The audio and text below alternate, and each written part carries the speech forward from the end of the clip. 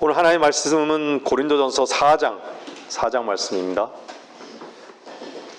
우리가 자주 보는 말씀인데 고린도전서 4장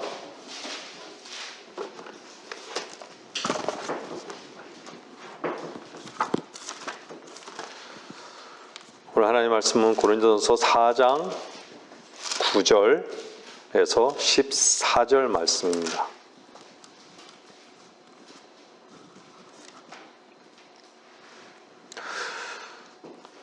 4장 9절부터 14절입니다. 하나님께서 우리 사도들을 죽이기로 정해 놓은 자 같이 맨 마지막에 두신 것으로 내가 생각하노니 우리로 세상과 천사들과 사람들에게 구경거리가 되게 하셨습니다. 우리는 그리스도를 위하여 어리석은 자들이지만 너희는 그리스도 안에서 현명하도다.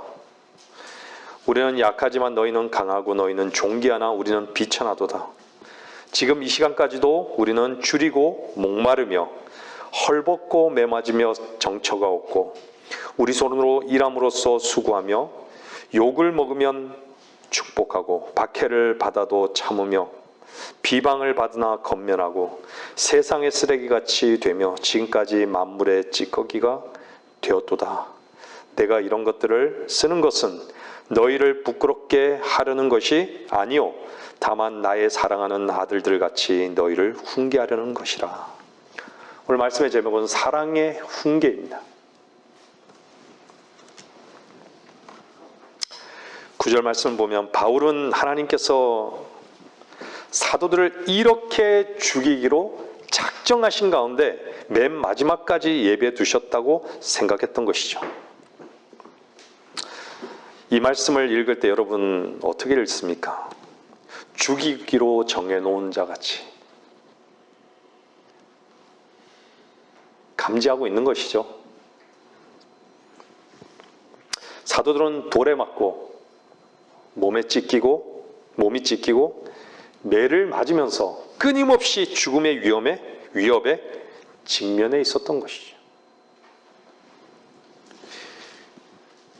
그들은 로마의 그 콜로세움 경기장에서 배고픈 맹수들에게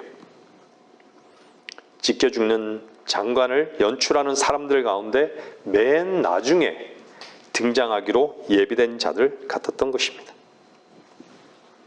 바울은 자신을 포함한 사도들이 그렇게 세상과 또한 세상 사람들에게 구경거리가 되게 하시기로 이미 정해 놓았다고 생각했던 것이죠.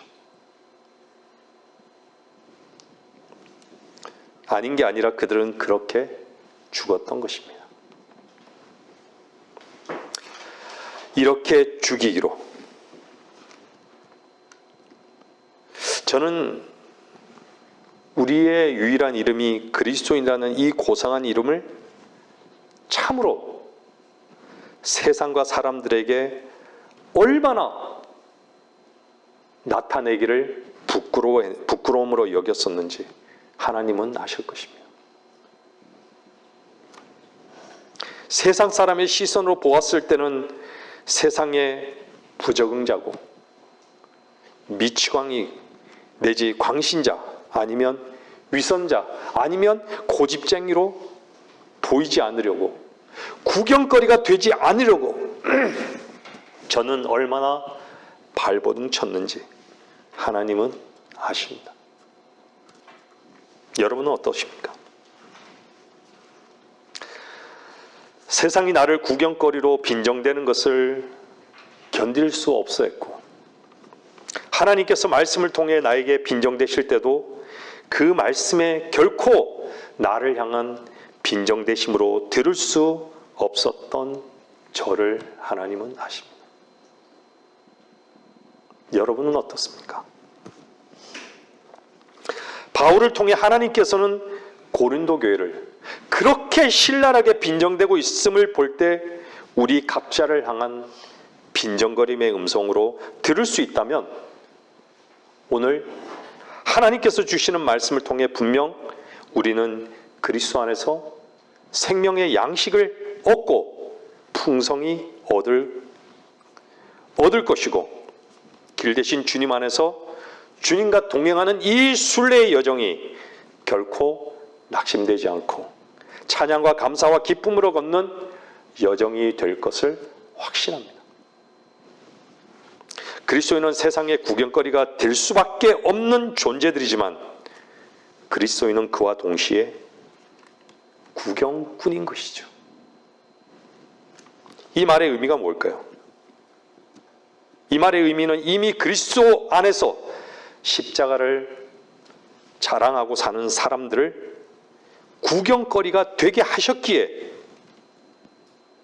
이미 주께서 앞서가시고 그 뒤를 따라갔던 믿음의 선진들이 그 길 가기를 기뻐하였다는 것은 그 길이 세상의 구경거리일지라도 유일한 참된 만족과 소망의 길이었기에 세상의 구경거리에 어떠한 반응도 없이 참된 말씀의 빛 가운데 참된 자유를 누리며 걷는 길이었기에 구경꾼이 되었다는 것입니다. 바울은 계속 빈정대고 있습니다. 오늘 본문 말씀. 우리는 어리석고 약하고 형편없는 자들이지만 너희는 현명하고 강하고 존귀하구나. 바울이 얘기하는 거예요. 현명하고 강하고 존귀하구나. 우리는 얼마나 우리 자신만이 현명하고 옳다고 주장하는지, 얼마나 말씀 앞에 굴복할 수 없을 만큼 자신의 힘을 부여잡고 사는지, 얼마나 우리는 우리 자신의 고상함을 죄로 여기지 않는지, 우리는 얼마나 인정받기를 원하고 짓밟히기를 견딜 수 없어 하는지, 우리는 바울의 하나님과 동일한 하나님의 은혜로 구원받고 거듭난 하나님의 아들의 건세를 받은 자들입니다. 그런데 바울이 고린도 교회를 향한 빈정거림 속에서 우리 각자를 향한 말씀으로 들을 수 없다면 세상을 이기신 우리 주 예수 그리스도의 이름을 찬양할 수도 없고 감사할 수도 없을 것입니다. 우리가 세상을 사랑하고 있기에 자신에게 쏟고 있기에 십자가로 나갈 수 없고 찬양도 감사도 없는 것이죠. 바울은 주님을 만나고 난 후 하나님의 부르심의 목적을 사령관인 페스토에게 끌려와서 말했던 것이죠. 페스토가 뭐라고 말했습니까? 사도행전 26장 한번 보세요. 사도행전 26장 잠깐 보세요. 26장 23절 25절까지 한번 볼게요.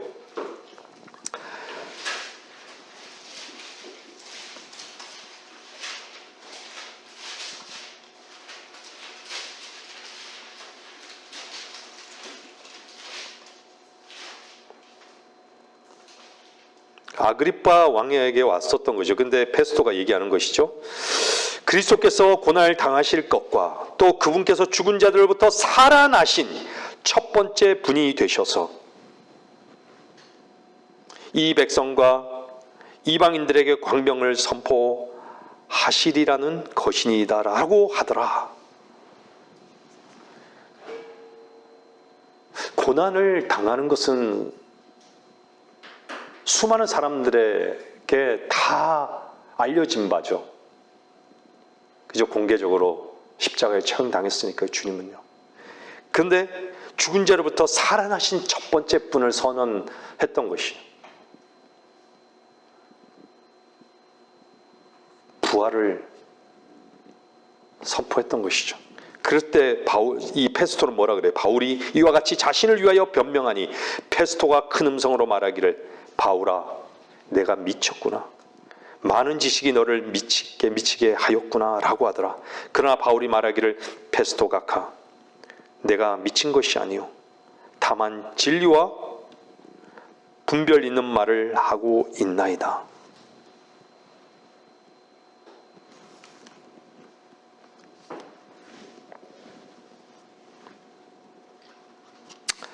그리스도께서 죽고 다시 사심이 감추어지지 않은 공개된 사실이었기에, 근데 부활은 모든 사람에게 다 보여진 건 아니죠.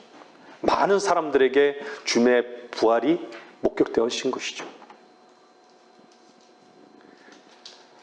많은 세상 사람들이요, 주님께서 죽으신 것에 대해서는 많이 알아요. 근데 주님의 부활을 경험한 자가 없다는 것이죠.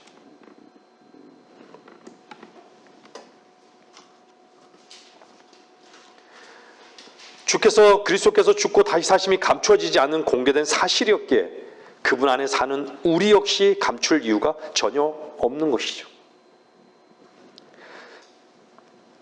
여러분들, 죄와 사망으로부터 구원을 받았다는 것은요, 나와는 전혀 상관없고 나의 최선으로 고상함을 자랑 삼는 종교를 끝내신 그리스도께서 나의 주가 되셨다는 거 아닙니까? 무언가에 묶여서 종로로 타였지만 이제는 진리로 자유하게 되었다는 간증을 하는 것입니다. 이 간증에 대해서 세상의 시선은 미친 것이죠. 세상에 널려있는 많은 지식 가운데 많은 세상 사람들의 관심거리 중 하나를 갖고 주장한다고 페스토는 말하고 있는 것이죠. 하지만 바울은 그리스도 안에 죽고 사는 진리의 지식을 말하고 있는 것인데, 페스토의 시선으로는 알 수도 없고 볼 수 있는 근거가 아예 없는 것이죠. 자신을 보는 눈이 없고 자신이 죽어야 할 이유를 못 보기에 자신을 속이면서 살아왔기에 그리스도가 누구신가에 대한 질문조차 없었던 것이죠. 주께서 나를 향해 이루신 은혜를 십자가를 통해 본 사람이라면 세상으로부터 어리석고 약하고 비천한 존재로 보이는 시선에 반응한다는 것은 자신을 속이고 있는 위치에 있거나 어둠 속에 있는 것이 분명한 것이죠. 11절 말씀같이 줄이고 목마르며 헐벗고 매맞으며 정처가 없어도, 우리는 너무 이런 말들을 쉽게 읽는 것이죠.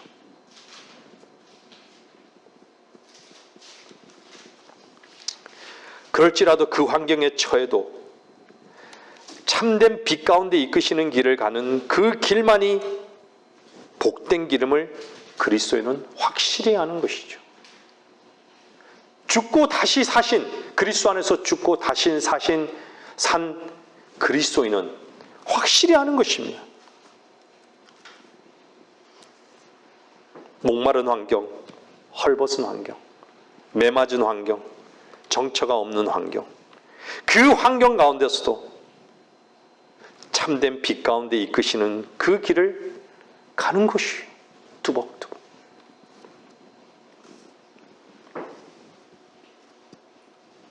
(12절에) 우리 손으로 일함으로써 수고하며 욕을 먹으면 축복하고 박해를 받아도 참으며.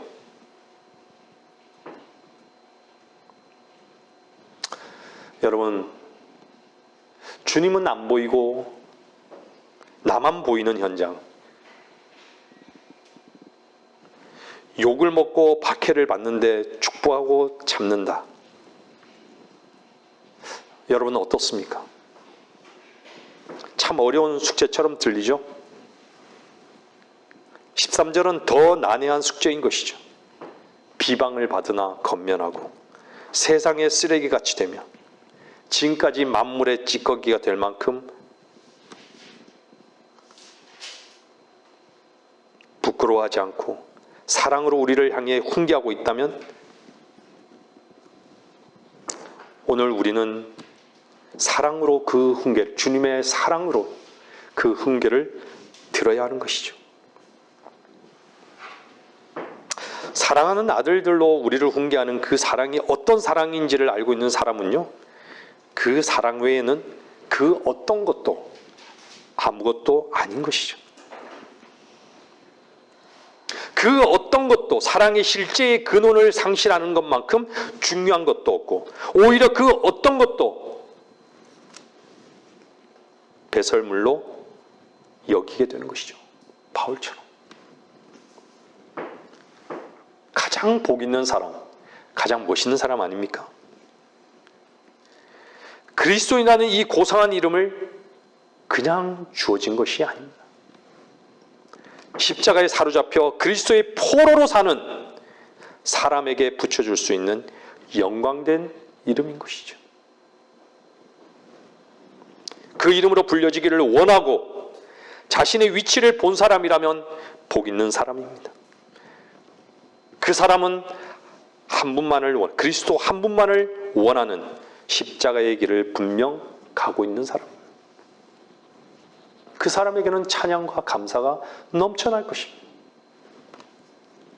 또 며칠 전 김 목사님께서 기쁜 소식을 전해 주셨습니다. 전화로요. 감옥에서 또 다른 분이 구원을 받았다고. 구원받은 그분이 구원을 받고 했던 말이 감옥에 갇혀 있지만 이제 자유가 무엇인지 알게 됐다고. 진리로 자유하게 되었다고. 한 구원받은 한 형제의 간증을 전해주셨습니다. 아무리 감옥이라도 하나님의 사역은 멈출 수 없고, 아무리 감옥이라 해도 몸은 가둘 수 있어도 마음은 결코 가둘 수도 묶을 수 없고, 진리신 주께서 그분의 마음을 자유케 하신 그 소식은 우리 모든 지체들을 기쁘게 하기에 충분했고 모두에게 위로가 되었고 주님께 감사했습니다. 밖에서 말씀을 듣는 분들이 구원받으신 분이라면 한 생명이 구원받고 거듭났다는 소식을 듣는 것보다 더 큰 기쁨은 없을 것입니다. 구원받고 거듭날 때 어땠는지를 알기 때문이죠. 본문 12절에 욕을 먹으면 축복하고 박해를 받아도 참으며 비방을 받으나 건면하고 세상의 쓰레기같이 되며,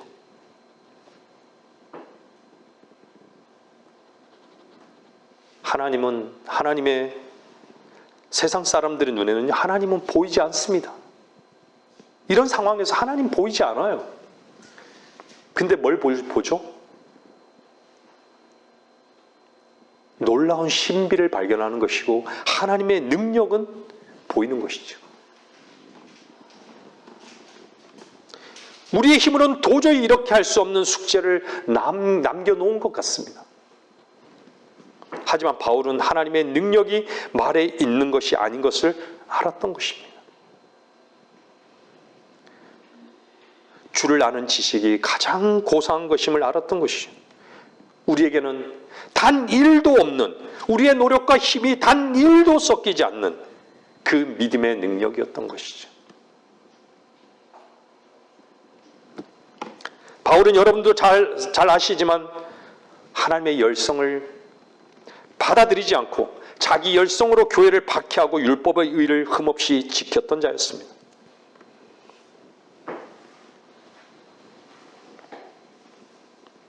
그래서 모든 것을 잃어버리고 모든 것을 배설물로 여길 수 있었던 것이죠. 왜죠? 그리스도를 얻었기 때문에, 그리스도를 얻기 위함이었던 것이죠.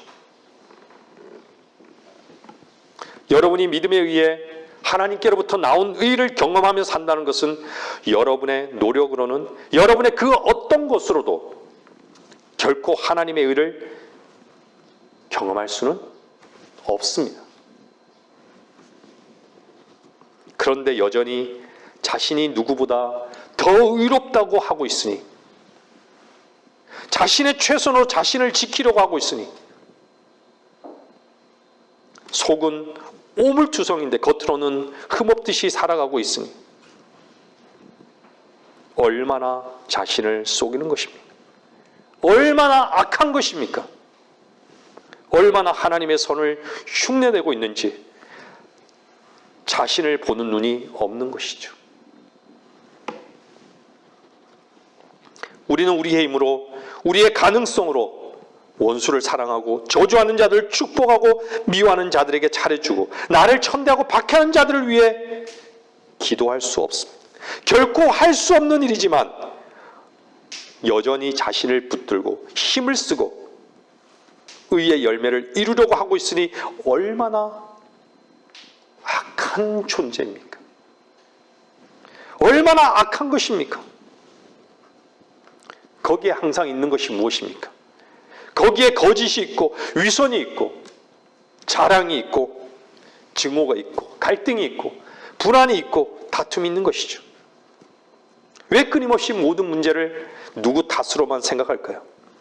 자신은 항상 옳고 자신의 판단은 항상 정확하고 자신의 주장은 항상 정당하다고 생각하는지 교만의 극치인 것이죠. 왜 다른 사람을 판단하면서 판단하고 있는 그 내용이 자신 속에 있는 그것에 대해서는 말씀 앞에 굴복이 안 되는 것일까요? 말씀보다 더 위에 자신을 두기 때문입니다. 스데반이 자신을 돌로 쳐 죽임을 당하면서도 했던 기도가 무엇이었습니까? 사도행전 7장 60절은 주여 이 죄를 그들에게 돌리지 마옵소서였습니다. 우리는 분명히 알고 있죠. 우리는 매 순간 십자가 그늘 아래라는 공연불만 외치는 자들이 아닙니다. 왜 공연불이냐고요? 나를 향해 고통을 주고 나를 향해 비웃고 나와 좋지 않은 관계를 지닌 그를 향해서 죄를 돌리고 있다면 십자가는 형식이 되었다라는 말입니다. 십자가가 왜 능력인지를 스데반은 죽으면서까지 우리들에게 말씀하고 있는 것입니다. 주여 이 죄를 그들에게 돌리지 마옵소서. 여러분도 아시듯이 스데반이 피를 흘릴 때 바울이 그 곁에 있었습니다. 스데반을 죽이는 일에 찬성하고 그를 죽이는 자들의 옷을 지켜주었던 것이죠. 그럼 사도행전 한번 보세요. 22장에. 근데 바울은 하나님의 능력인 복음을 전하는 사역으로 하나님의 부르심을 받았음을 담대히 선포할 때 바울은 어떤 말을 듣게 되죠? 저런 자는 이 세상에서 없애버리라. 저런 자는 이 세상에서 없애버리라. 그는 살 자격이 없도다.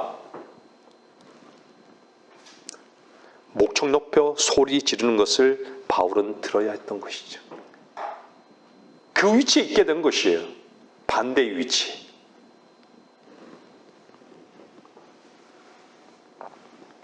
우리는 날마다 매 순간 마땅히 죽어야 할 존재로 발견되어서 주 앞에 인정하는 자들입니다. 주님께 온전히 의탁하는 자들입니다. 내 안에 나를 지키고자 하는 배설물이 허비되지 않고는 결코 의에 굶주린 것이 무엇인지를 모르고 의에 배부리기 때문에 의의 열매는 결코 맺을 수가 없는 것이죠. 자신을 위해 지키고자 하고 버릴 수 없는 것이 너무 많은 것이죠. 생명을 간혹 얻더라도 배설물에 섞여 온통 진창이 되어버리는 것이죠.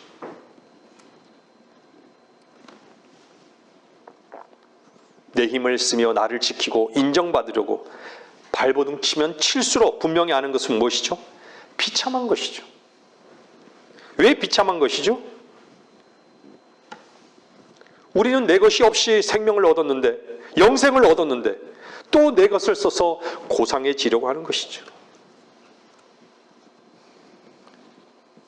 비참해지는 것은 참으로 다행이지만 아무렇지 않다면 그 사람은 참된 영적 능력이 어떤 것인지, 참된 복이 무엇인지 아직 모르는 것이죠. 아니면 병들어 있거나. 세상은 항상 우리를 향해 하나님의 사랑을 변질시키고 상실시키기 위해 공격합니다.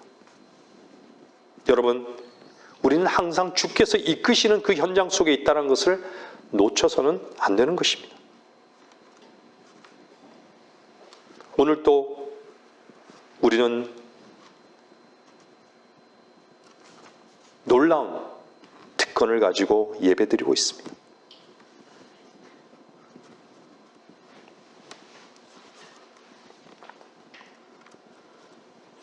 내 몸이 피곤해도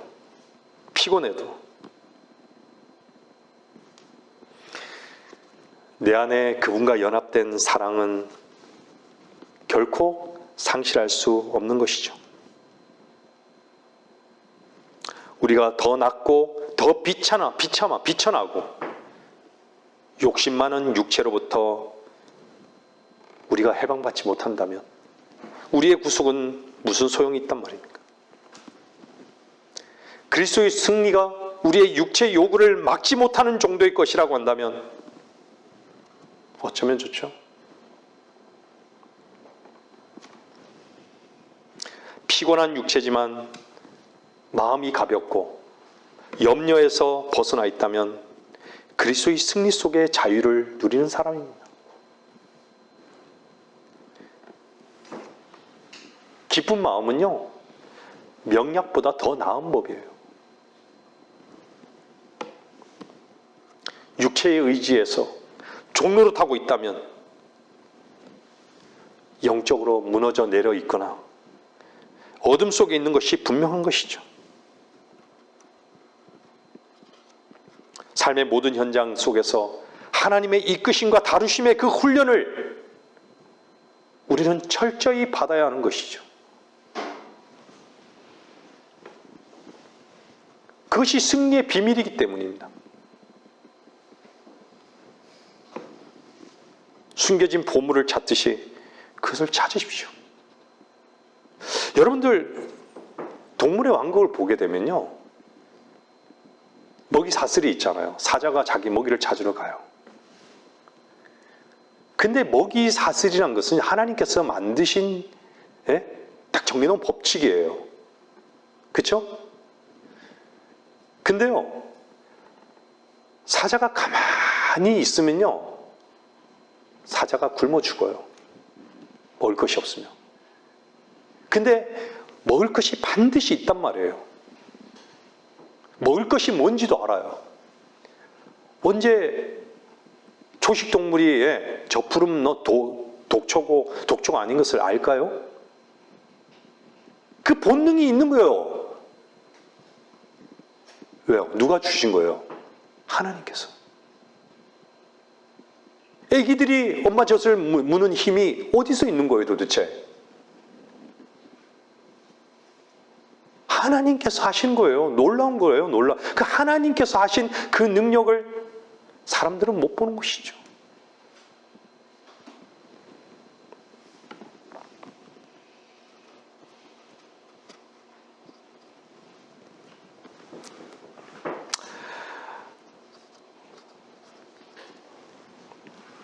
이 말씀을 들으면서 한숨을 쉬는 사람도 있을 것입니다. 오늘 읽었던 본문 말씀처럼 모호하고 불가능한 것처럼 보일 수도 있을 것입니다. 근데 한 가지 여러분들 알아야 하는 것은요, 우리의 모든 힘과 우리의 모든 목적과 우리의 모든 결의가 끝장나기까지는 항상 자기의 의를 드러낼 뿐이라는 것입니다.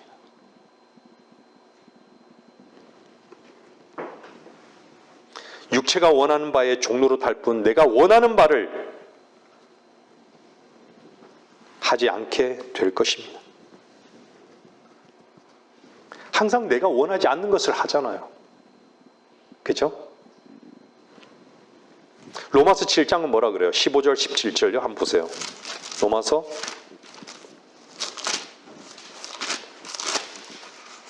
7장 15절 17절.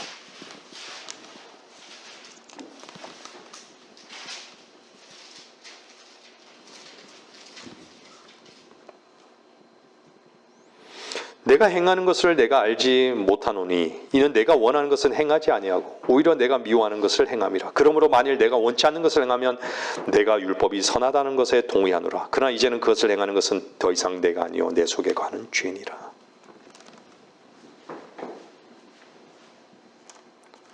항상 내가 원하는 대로 되지 않아요. 우리는 항상 내가 원치 않는 것을 한다는 것을 보아야 합니다. 우리의 노력이 얼마나 보잘것없다는 것도 보아야 합니다. 단순한 믿음으로 그리스도 안에 거하는 것을 먼저 배우지 않으면요, 우리는 전혀 쓸모가 없습니다.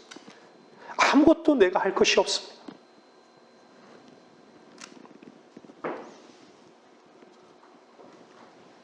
어떠한 반응도 나를 쓰고 있는 반증인 것이죠.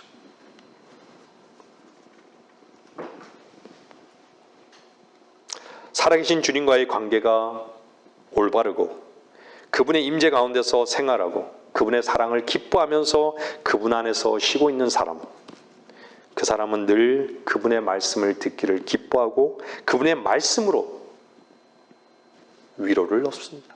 위로를 얻는 것이죠. 십자가의 생명, 십자가의 생명이 없는 사람, 육신 안에서 자기로 살고 있다는 증거입니다. 기도로 호흡하고 있지 않다는 반증인 것이죠. 육신의 사망을 대체하기 위해서는요, 십자가의 생명이 매 순간 필요합니다. 농사지을 밭이 있는 사람에게는 쟁기가 반드시 필요한 것이죠. 생명나무인 포도나무가 있는 사람에게는요, 열매를 위해 격가지를 자르고 다듬는 칼이 반드시 필요합니다. 그렇듯이 다루심이라는 것은 피할 수가 없는 것이죠. 세상에서도 군대에서도 엄격한 자기 통제 훈련이 작용하고 있는 것이죠.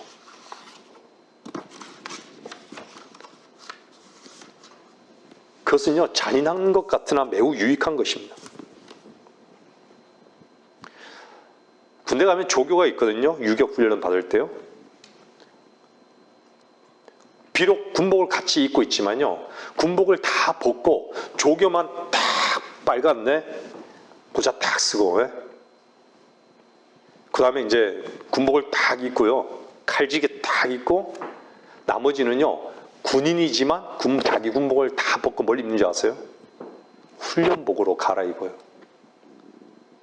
훈련복으로 딱 갈아입고 난 다음에요, 뭘 하는 줄 아세요?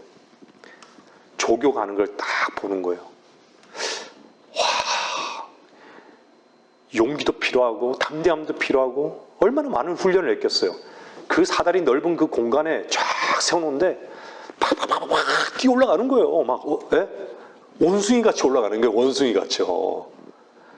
와, 100m 되는 그 줄에서요, 쫙 산 꼭대기에서 산 위에서 쫙 내려와가지고요, 물 위에 기역자로 탁 물 위로 이렇게 탁 치면서 떨어지는 거예요.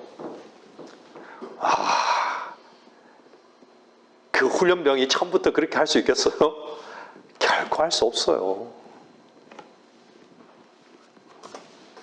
그래서 교관 자기 스스로 훈련이 잘 되어 있기 때문에 다른 사람을 이끌 수 있는 것이에요. 세상의 모든 조직도 마찬가지예요. 위에 있는 직책이 있는 사람은요, 그 직책이 있다라는 것은요, 그 밑에 있는 사람들이 어느 정도의 역량을 가지고 있는 눈이 다 있는 것이에요. 그래서 그만한 보수를 받는 것이에요.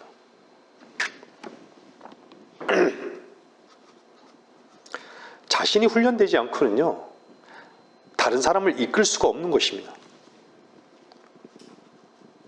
바울이 왜 나를 따르라고 했을까요? 내가 주님을 따른 같이 너희는 나를 따르라고 말할 수 있는 것은요, 오늘 본 고린도전서 4장의 말씀과 같은 고백을 하나님께서 친히 기록해 놓으신 그것은요, 오랜 세월 자기 훈련과 하나님의 다루심이 있었던 것이죠. 근데 그리스도인이 훈련받기 싫어하고 다루심을 받기 싫어해요. 항상 육체의 요구대로 끌려다니는 거예요. 여러분들 2차 세계대전 당시에요, 아주 유명한 지도자 중에 한 사람이 있었습니다. 많은 민간인들, 훈련받지 않은 민간인들을 군인으로 키워냈던 아주 헌신했던 장군이었습니다. 근데요, 이 장군이 아주 높은 생활 수준을 풍요하게 이 젊은이들에게 풍요함으로 이렇게 향유케 한 거예요. 근데 어떤 결과를 낳은 줄 아십니까? 3분의 1이 군복무에 전혀 적합하지 못한 것을 안 거예요. 풍요하게 제공해 줬더니 군인으로서는 적합하지 않다라는 것이죠. 풍요하면 어떻게 되죠? 여러분들, 안락이라는 게 뭐예요? 몸과 마음이 편안한 거예요. 세상 모든 사람들은요, 몸과 마음이 편안하기를 원해요. 안락을 추구하는 거예요. 풍요해지면 다 안락, 그 풍요해지기를 원하는 게 왠지 아세요? 안락을 추구하기 때문이에요. 몸과 마음이 그냥 편한 거예요. 편안.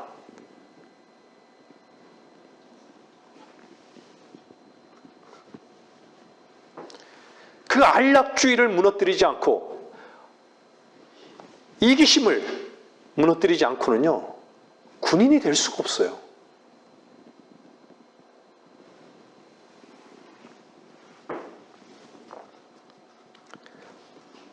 여러분들 잘 아시는 스파르타 교육 알고 있습니까? 믿을 수 없을 만큼에요. 옛 그리스인들은요, 훈련을 통해서 아들을 키웠다고 합니다. 7살 때부터요, 부모 곁을 떠나, 그 소년들은요, 부모 곁을 7살 때 떠나고요, 다시는 어머니 품으로 돌아갈 수가 없어요. 그때부터 음식은요, 먹을 것은 자기 스스로 준비해야만 했어요. 여름이 되든 겨울이 되든 옷은 항상 똑같은 것을 입어야 했고요.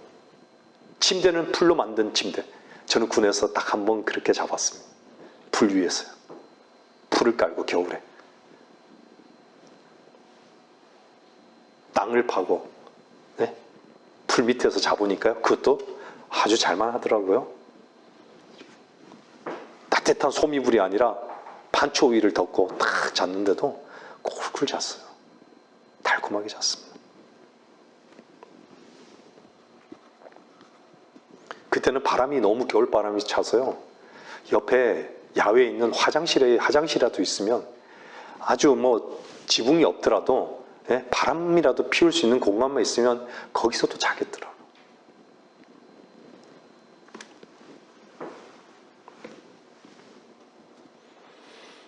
근데 그들은요, 인내를 시험받기 위해서 항상 채찍을 당했다고 합니다. 스파르타식 교육이. 채찍. 어떤 아이들은 아프다고 소리를 지르느니 차라리 채찍에 맞아 죽는 길을 택했다고 합니다.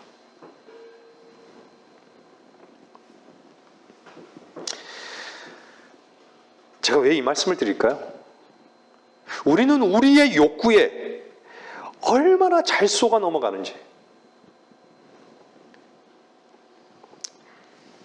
우리를 망치는 운명은요, 우리를 망치는 두 가지 방법을 가지고 있다고 합니다. 하나는 우리의 욕구를 거절함으로써이고요, 또 하나는 그 욕구를 충족시킴으로써라고 합니다. 그러나 하나님의 뜻을 추구하는 사람은요, 이 두 가지 재앙을 모두 피할 수가 있다는 것입니다. 왜냐하면요, 모든 것이 합력하여 선을 이루기 때문에.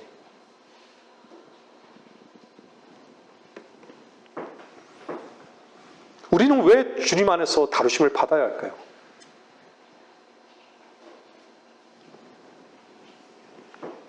다루심을 받기를 거절한다면요, 주님을 따를 수가 없습니다. 우리 주님도요, 우리의 구원의 대장도 평생 자기 자신을 부인하면서 자원에서 순교의 삶을 사신 분이십니다. 그래서요, 신약 성경에 바로 주님을 따른 이 제자의 도를 상징하는 그것을요, 뭘로 표현하고 있는지 아세요? 군사훈련. 그래서 신약 성경에는요, 군대 용어가 많이 등장하는 것이에요. 오늘 우리 찬양했잖아요. 십자가의 군사, 군병. 달리기, 뛰기, 겨루기, 훈련, 전투, 이런 것들을 여러 번 언급하고 있습니다.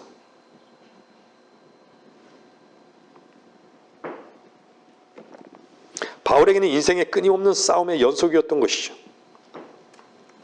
그리스도인에게는 마찬가지예요.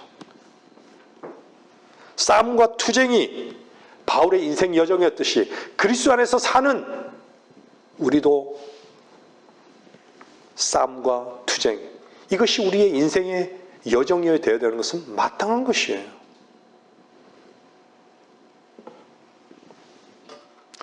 많은 세상 사람들에게는요, 많은 종교인들에게는 은혜라는 것을 어떨 때 은혜라고 얘기하죠?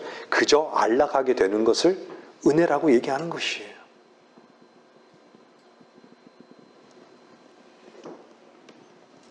그러나 성경은 그렇다고 말하지 않습니다.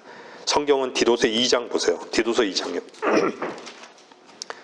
디도서 2장 보세요. 2장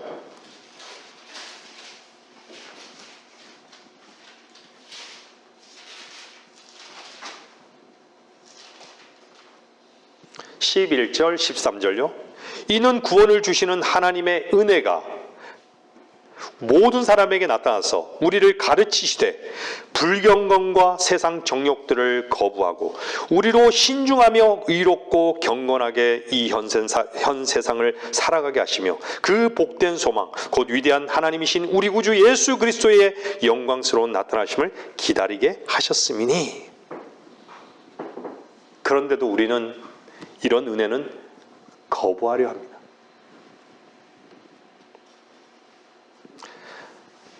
은혜 안에 강건하다는 것은 바울이요, 예수 그리스도의 훌륭한 군사로서 고난을 견뎌내는 것이라고 말씀하고 있습니다. 저같이 소심한 디모데도 소심했던 것 같아요. 그래서 바울은 그 디모데를 위해 격려하면서 이렇게 말했던 것이죠. 어떻게 얘기해요? 디모데후서 1장 6절 보시면요, 이렇게 말합니다. 찾지 마세요. 제가 읽겠습니다. 그러므로 내가 너를 일깨우는 것은 나의 안수함으로 내 속에 있게 된 하나님의 은사를 부릴 듯 일어나게 하려 함이라. 우리 이미 알고 있죠. 고린도 14장의 은사와 에베소 4장의 은사가 다르다는 것은요. 그죠? 모든 성도들에게 주는 은사, 그게 고린도전서 14장의 은사예요. 위치적으로 다른 교사나 목자를 통해서 하나님께 공급하시는 은사가 좀 구분되게 말씀하고 있는 것이죠. 그것은요, 계급을 얘기하는 것이 아닙니다. 그래서 7절에 하나님께서 우리에게 주신 것은 두려워하는 영이 아니라 능력과 사랑과 건전한 생각의 영이라. 능력과 사랑과 생각의 건전한 생각의 영이라.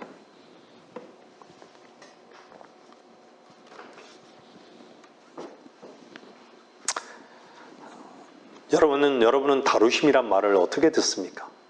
다루심이라는 말을 오늘날 세대에게는요, 듣기만 해도 소름 끼치는 말이 되어버린 것이죠. 근데 여러분, 자유한 사람은요, 모든 거짓된 그 두려움으로부터 벗어나요.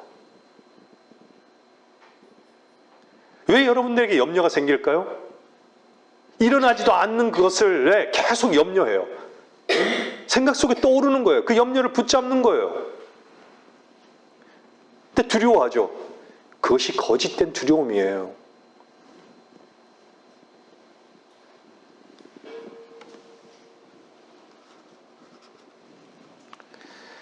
이 거짓된 두려움으로 벗어나게 하기 위해서 하나님께서는 우리를 다루시기를 원하시는 거예요.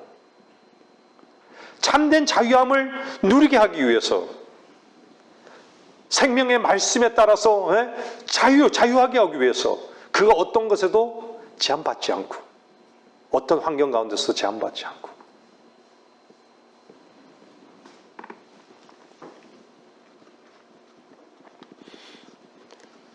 하나님의 참된 그 다루심이 우리 주 예수 그리스도를 위한 더 나은 군사가 되는 것이라고 한다면, 어떠한 어려움도 기쁨과 우리의 자원함으로 선택할 수 있는 능력을 배양해 주는 것이죠.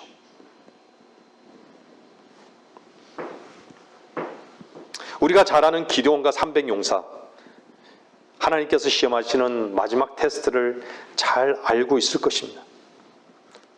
전쟁 나팔을 기드온이 딱 불었을 때 어땠죠? 32,000명이 소집에 응했습니다. 근데 그 중에 22,000명은요, 슬그머니 고향으로 돌아갔습니다. 두렵고 떨리는 마음 때문에. 겨우 10,000명의 용감한 군사들이 남았던 것이죠. 근데 용감한 것으로는 불충분했던 것이에요. 하나님께서는 합당한 군사를 선별하는 지혜로운 방법을 기드온에게 가르쳐 주셨던 것이죠. 놀라운 시험 방법이었습니다. 10,000명의 군사들을 모두 물로 인도했잖아요. 물을 마시라는 명령을 했던 것이죠. 근데 대적을 눈앞에 두고, 큰 전투를 눈앞에 두고 여전히 육신적인 안락을 추구했던 것입니다. 몇 명이요? 10,000명의 군사들이. 누구만 딱 선택된 거예요. 허리를 동이는 사람, 개의 위치에서 생명의 빵의 부스러기를 구부리고 먹은 그 사람만이 합당한 군인으로 선별된 것이죠.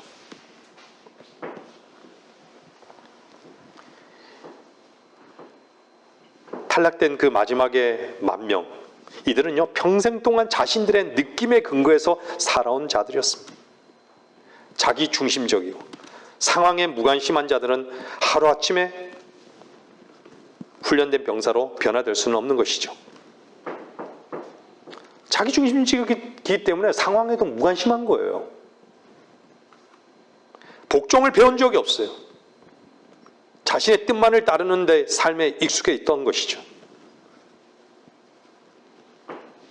성품이 용감했지만요, 육신적인 것에 젖어 있었고 믿음의 싸움을 싸운 데는 부적합한 자들이었던 것이죠. 군사는 결코 한 번에 만들어지지 않습니다. 근데 기드온의 300명, 나머지 300명은요, 다른 자들과 정말 확실하게 달랐던 것이죠.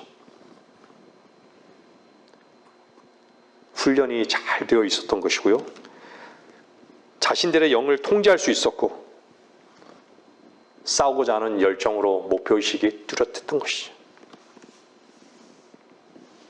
전쟁을 승리로 이끈 데만 딱 집중했던 것이죠. 손바닥으로 한 모금의 물만 딱 마시고는요, 떠났던 것이죠. 용감만 가지고 있다고 해서요, 훌륭한 군사가 아니에요. 잘 훈련된 사람이어야 되는 것이죠.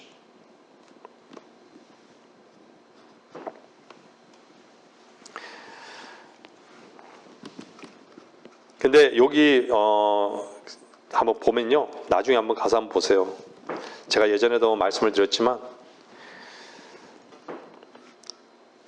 그들에게 엄청난 어려움에 직면했지만요, 또 엄청난 어리석음과 불합리라고 하는 그 대적도 처리해야만 했던 것이에요. 무엇이었죠? 항아리, 등불, 양의 뿔나팔,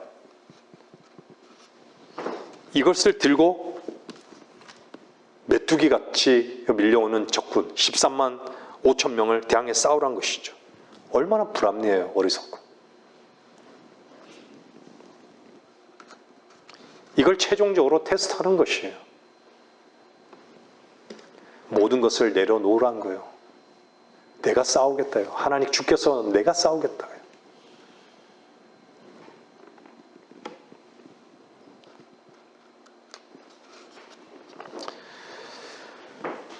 우리는 참 이 땅의 라오디카 교회의 마지막 시대에 자신을 지키려는, 자신의 권리를 주장하려는 이 근성만 다 지니고 있어요. 우리 교회는 보기에 얼마나 연약하고 초라해 보입니까? 우리는 믿는 것이죠. 우리의 기도는 그리스도시라는 것을. 그분은 교회들 사이를 왕래하시면서 군사를 분류하고 계십니다. 근데 그리스도의 군사가 보이질 않으니 어쩌면 좋습니까? 여러분은 우리를 좋은 군사가 되도록 택하신 그분을 기쁘시게 하기를 원하십니까? 그렇다면 우리는 시험에 무너져 버려서는 안 되는 것이죠. 많은 사람이 부르심을 받았으나 택함을 받은 자들이 적다라고 했습니다. 왜 적을까요? 그 길을 스스로 거부했기 때문입니다.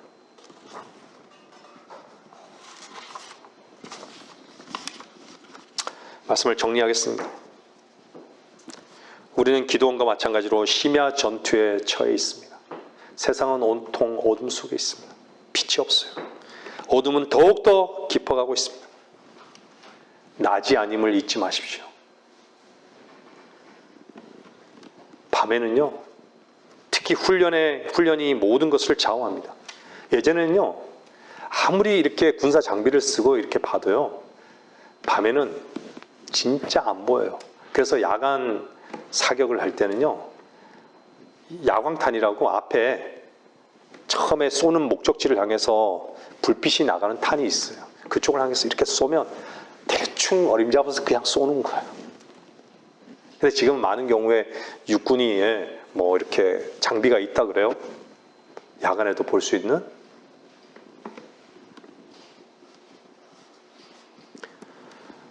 무엇이 우리의 원수인지를 모른다면 참 어리석은 것이죠. 제가 서두에 여러분에게 질문했죠. 우리의 원수는 누구입니까? 여러분이 씩씩하게 담대하게 대답했죠. 우리 자신이라고.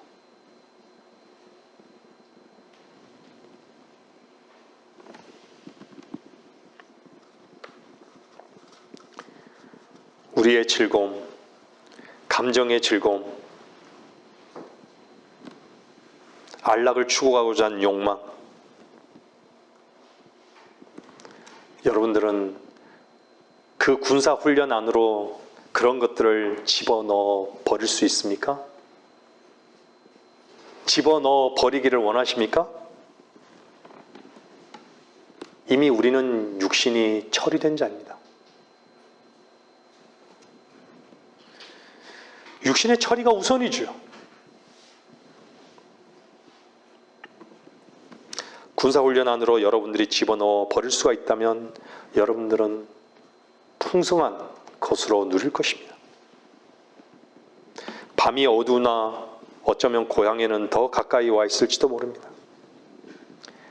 우리는 그리스도의 군사로서 전투에 참여한 자들처럼 한밤중에도 행군할 수 있어야 함을 잊지 말아야 합니다.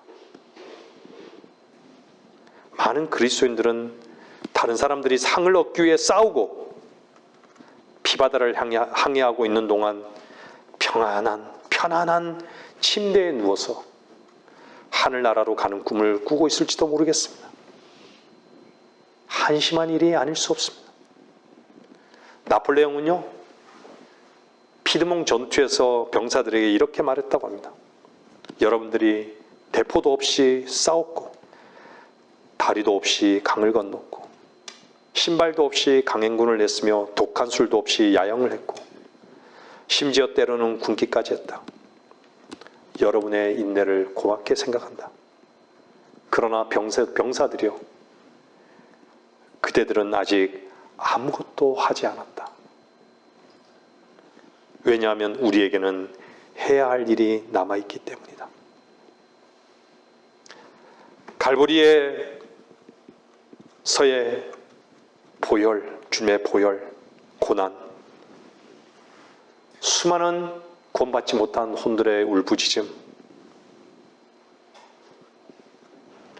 수많은 혼들이 가게 될 그 불타는 지옥을 놓치게 될, 또한 우리가 받게 될 그 엄청난 영광을 구원받지 못한 저들이 놓치게 될 것을 생각해 볼 때 우리 모두의 안락을 내어 던지고 우리 모두 주를 얻는 게으름을 그치고, 그리고 우리의 나폴레옹께서는 잘 훈련된 그 군사를 찾고 계시는데, 왜냐하면 아직도 할 일이 남아있기 때문에. 여러분들은 에베레스트 산을 올라가는, 등정하는 사람들을 가끔 보죠. 지금은 에베레스트 산에 올라가는 그 과정을 이렇게 볼 수 있잖아요. 때로는 깊은 계곡에 사다리를 걸치고 올라가고 얼음을 이렇게 올라가잖아요. 때로는 올라가다가 다리도 부러지고 머리도 깨지고 발목까지 동상에 걸리고 폐렴에 걸리고 눈사태로 동료를 잃고 동료를 찾지 못하고. 여러분들, 정상을 오르는 군사로서 우리의 육체를 향해서 육체여 올라오게, 육체여 NO 말할 수 있습니까? 오늘날 교회들은요, 젊든 나이가 많든 그리스도의 군사로서 소집된 자라기보다는 보호를 받거나 응석이나 부르면서 유모차에 앉아 놀며 자신들의 교회 속에서 안주하는 자들처럼 보일 뿐입니다. 그러나 실상은 하나님께서 한 혼을 구원하시자마자 그 혼을 예수 그리스도의 선한 군사로서 고난을 견디도록 부르신다는 사실입니다. 바울은 금욕주의자도 수도승도 아니었습니다. 우리의 애착과 정욕을 지닌 이 육신이야말로 우리의 가장 위험스러운 대적이라는 사실을 알아야 합니다. 그래서 바울은 이렇게 고백했던 것이죠. 오직 내가 내 몸을 억제하여 복종케 함은 다른 사람에게 선판 후에 나 자신이 버림받는 일이 결코 없게 하려 함이로다. 바울은 그의 위험이 무엇인지를 알았던 것입니다. 그는 실로 균형 잡힌 그리스도인으로서 늘 깨어 있었던 것이죠. 그는 기뻐하였지만 항상 두려움에 떨면서 기뻐하였던 것이죠. 모든 것이 너무 안락하고 좋으면 군인 정신이 약해질 것 같은 두려운 생각을 해보신 적은 없습니까? 너무 모든 것이 편안하고 안락해서 게으름과 느슨함이 밀려올 때 그런 하나님의 다루심의 그 필요성을 가져온 적은 있습니까?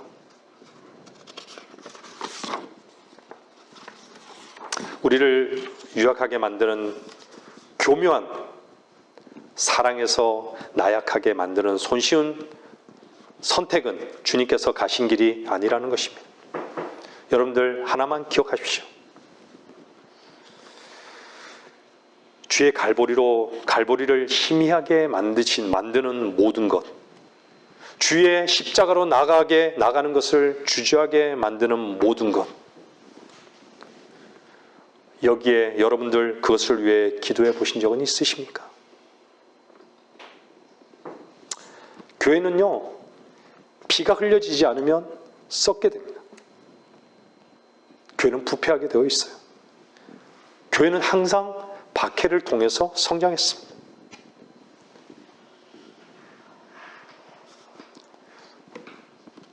그리스도께서는 화평을 가져오신 것이 아닙니다. 칼을 가져오셨습니다. 여러분들 안에 있는 요새를 공격하기를 멈춘다면 여러분들은 여러분의 몸에 주 예수의 흔적을 지닌 것이 아닙니다.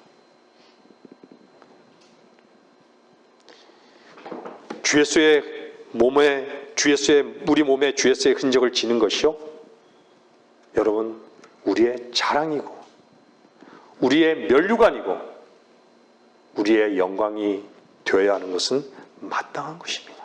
말씀을 마치겠습니다.